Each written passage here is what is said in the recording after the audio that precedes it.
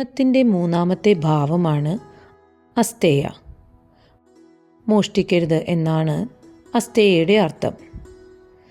നിങ്ങൾ ചിന്തിച്ചേക്കാം, ഞങ്ങൾ മോഷ്ടിക്കുന്നില്ലല്ലോ, എന്തിനാണ് ഈ മൂല്യത്തെക്കുറിച്ച് ഞങ്ങളോട് പറയുന്നത്? എന്നിരുന്നാലും മോഷ്ടിക്കുന്നതിന് പരോക്ഷമായി പെടുന്ന ചില കാര്യങ്ങളുണ്ട്. തങ്ങൾ മോഷ്ടിക്കുകയാണെന്ന് ഭൂരിഭാഗം ആളുകളും മനസ്സിലാക്കുന്നില്ല. നിങ്ങളുടെ ദൈനംദിന ജീവിതത്തെ സൂക്ഷ്മമായി നിരീക്ഷിച്ചാൽ നിങ്ങൾക്കത് വ്യക്തമായി മനസ്സിലാകും. ചിലർ ഉയർന്ന ശമ്പളം വാങ്ങുന്നു, എന്നിട്ടും അവർ ഓഫീസിൽ വേണ്ടത്ര ജോലി ചെയ്യുന്നില്ല. ചിലർ തൊഴിലാളികളെ കൊണ്ട് കൂടുതൽ ജോലി ചെയ്യിക്കുന്നു, പക്ഷേ അവർക്ക് ഉചിതമായ പ്രതിഫലം നൽകുന്നില്ല. ഇതും ഒരു തരം മോഷണമാണ്.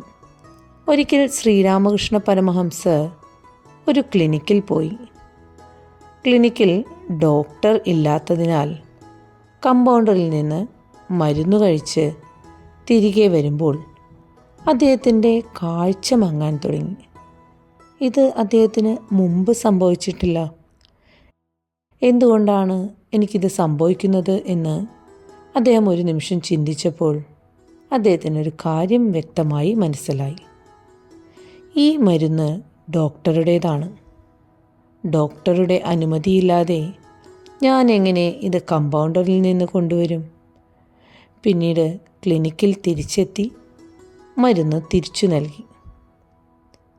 മരുന്ന് തിരികെ നൽകിയ നിമിഷം അദ്ദേഹത്തിൻ്റെ മങ്ങൽ മാഞ്ഞ് കാഴ്ച തെളിഞ്ഞു.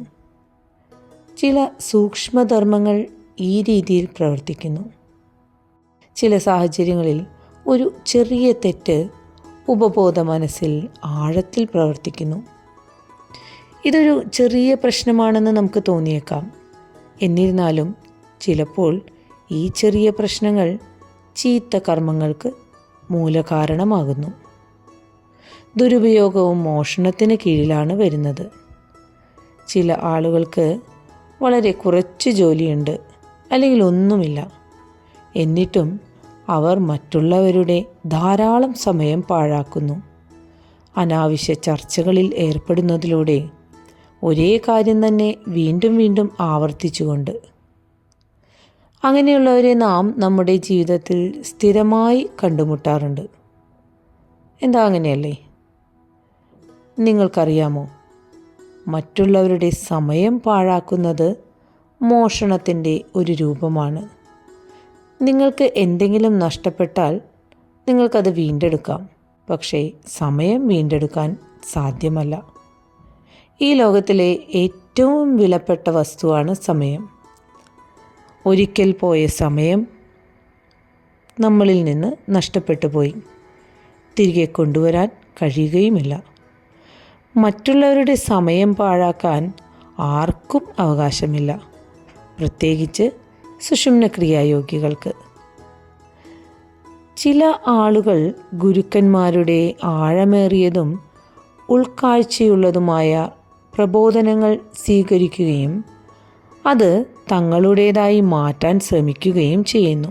എന്നാൽ എൻ്റെ ഗുരുവിൻ്റെ വാക്കുകൾ ഉദ്ധരിച്ച് എന്ന് ചേർത്ത് പറഞ്ഞാൽ കുഴപ്പമില്ല. എന്നാൽ അവർ തങ്ങളുടേതാണെന്ന് പ്രസ്താവിക്കുന്നതും മോഷണത്തിൻ്റെ ഒരു രൂപമായി കണക്കാക്കുന്നു. എപ്പോഴും ബോധവാന്മാരാകുക. മംഗളം, നിത്യ ശുഭമംഗളം.